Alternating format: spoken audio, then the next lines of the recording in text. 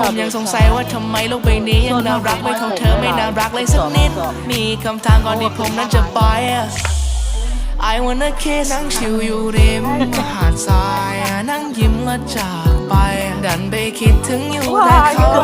ไอเราไม่อยากจะเหงาความไปถึงเธอผ่านไลน์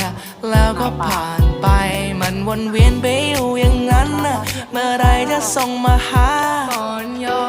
นตาตอนย้อนตาตอนย้อนตอนย้อนตอนย้อนปลาน้องหน้าเด็กปลาน้องสุดร้าย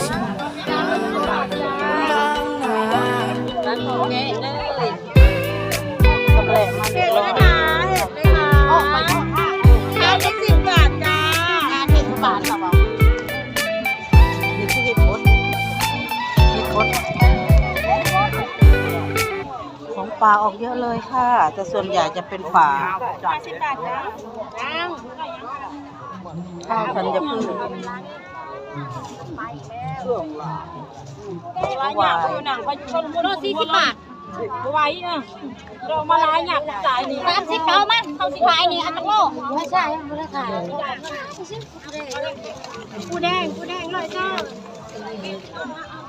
ปลาทั้งเบิดเลยไป